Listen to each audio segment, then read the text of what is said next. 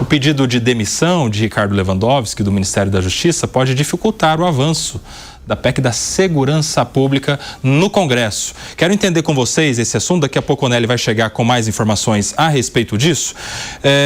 Como é que fica agora a PEC que era prioridade do governo, Gani? Segurança Pública, mas sem o seu fiador ali, que era o ministro Lewandowski. Eu acho muito improvável a saída do ministro Lewandowski trazer algum tipo de prejuízo ao avanço da PEC da Segurança Pública. Por que eu digo isso?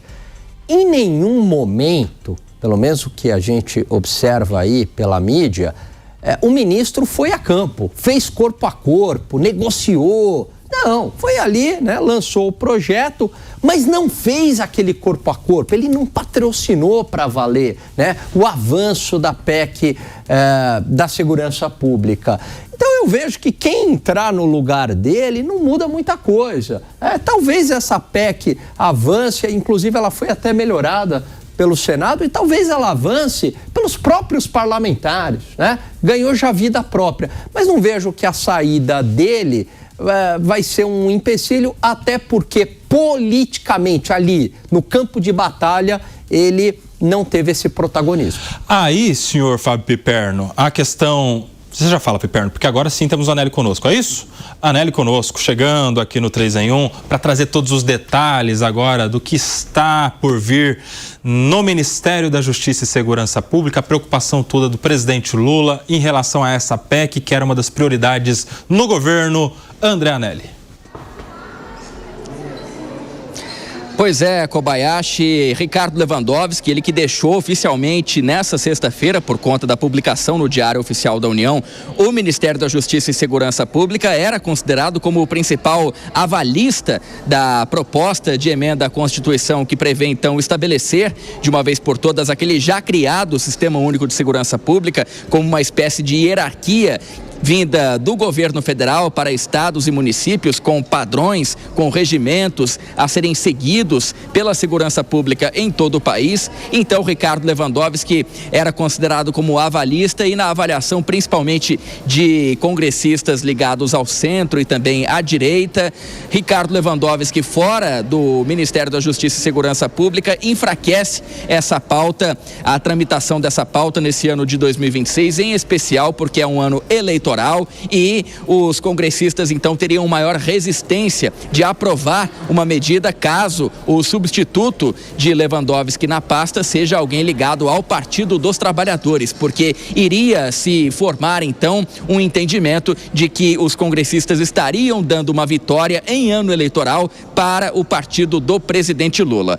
Ricardo Lewandowski, por outro lado, a gente relembra, ele era ex-ministro do Supremo Tribunal Federal, tinha então um caráter técnico à frente da pasta e tinha então um melhor trânsito em relação aos congressistas da oposição. Esse é o principal argumento então nesse momento em relação ao enfraquecimento da proposta de emenda à Constituição, mas que mesmo assim, nas palavras de Hugo Mota, em uma reunião com jornalistas no mês passado, em dezembro, garantiu que essa medida iria sim então para a votação, para a análise, a tramitação iria avançar na Câmara dos Deputados, onde ela começa justamente após o recesso que termina em fevereiro. Kobayashi.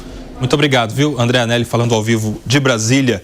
Agora sim, senhor Fábio Piperno, quero a sua análise a respeito disso, porque o escolhido para substituir o Ricardo Lewandowski na pasta vai precisar ter esse perfil que converse com o Congresso se quiser ter sucesso na PEC, né?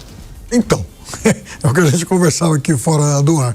É alguém que tenha traquejo para esse tipo de negociação com o varejo parlamentar. Vai ter que conversar com o baixo clero, e vai mesmo. Vai ter que negociar com bancadas de oposição, é assim que funciona. E me parece que esse não é... Para esse tipo de atividade, a impressão que o ministro Lewandowski me passa é que ele talvez não seja o personagem mais à vontade para isso. Ele é muito mais digamos, um formulador, né, de ideias e tal, de teses. Aliás, a PEC nasce com ele, pelo menos lá no ministério dele. Só que para chegar a de fato se tornar algo real, você precisa passar precisa negociar com o chão de fábrica.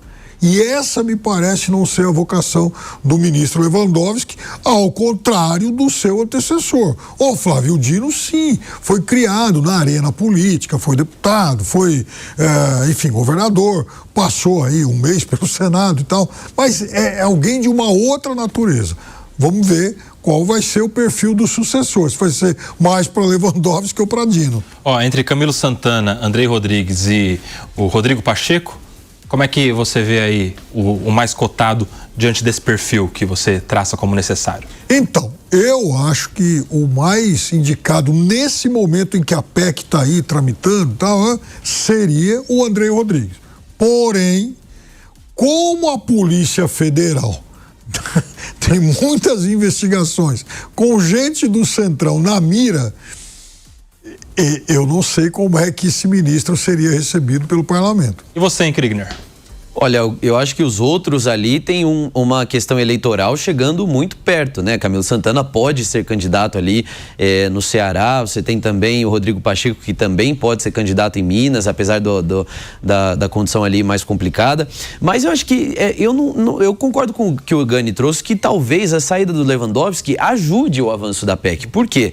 O Lewandowski tem uma tradição, ele é um garantista muito conhecido, ele é um grande defensor da audiência de custódia, ele é um grande defensor também, na verdade, um grande opositor até das forças, das abordagens policiais. Ele diz que, ele é quem disse agora recentemente que a polícia prende mal, por isso a justiça tem que soltar.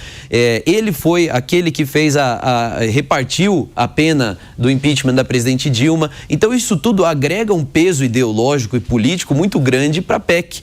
A oposição não vai querer assinar aquilo que foi proposto pelo Lewandowski, porque carrega todo esse peso. Quem sabe ter alguém um pouco mais técnico, entre esses três seria um pouco mais difícil, mas um pouco mais técnico, ou menos ideologicamente comprometido, possa agregar um pouco mais de apoio. Eu acho que aí tem um espaço para conversa. Lembrando que no caso aí do Ministério, a gente pode ter 2 ministros no lugar do Lewandowski. Verdade. Porque quando o Flávio Dino veio assumir o Ministério da Justiça aí no começo desse governo Lula, dessa terceira gestão, ele fazia questão, era uma condição que fosse o Ministério da Justiça e Segurança Pública, né? E assim permaneceu também durante a gestão do Lewandowski. Agora pode ter uma cisão novamente, Gani. Então pode ser que a gente tenha 2 ministros, um da Justiça e outro da Segurança Pública. Aí a PEC ia ficar a cargo do novo ministro da Segurança Pública. Pois é, aí que não vai resolver absolutamente nada. Você pode ter 10 ministérios, para falar a verdade, você só vai gastar dinheiro do contribuinte e não vai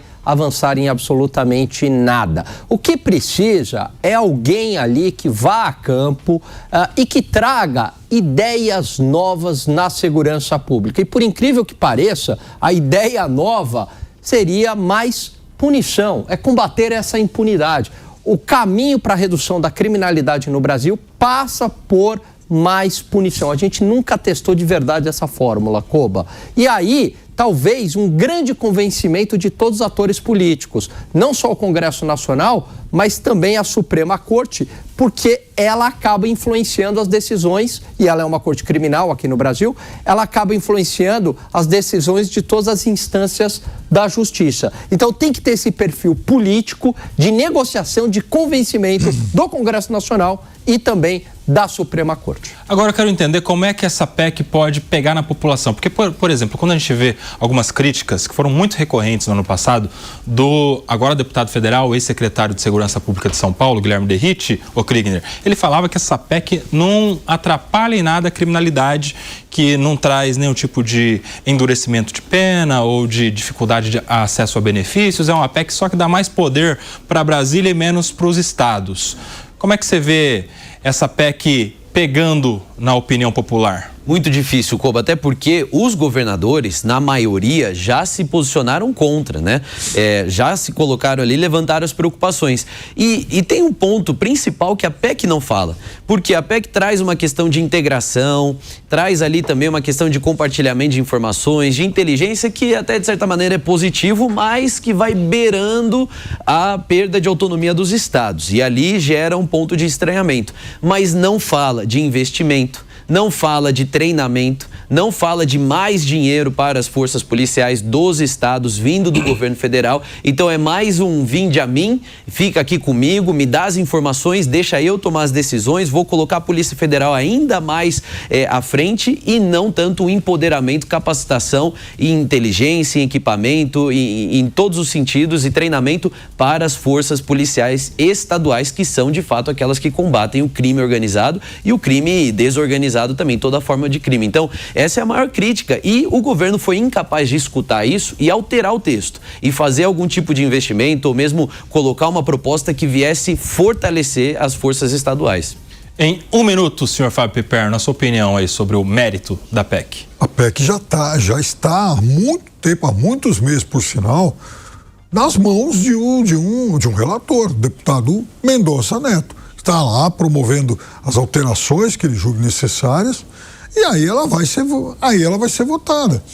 Mas ele, que foi muito crítico a vários aspectos do texto da proposta enviada pelo governo, ele reconhece na mais rasa, na menor das hipóteses, pelo menos um mérito fundamental nisso. Ou seja, temos agora uma ideia do que fazer. Vamos discutir, vamos tentar aperfeiçoar e, sobretudo, vamos votar. Porque também não adianta falar, essa proposta é ruim, vamos deixar do jeito que está e não vamos fazer nada. Tem que acompanhar, né? Isso aí vai dar o que falar, é pano para manga, é o assunto mais falado aí nos últimos meses todos. Preocupação da população toda voltada para a área da segurança. Há quem diga que vai ser o grande tema das eleições desse ano de 2026 e, claro, o assunto correndo lá no Congresso Nacional, PEC da Segurança. Vamos saber na mão de quem será o ministro escolhido.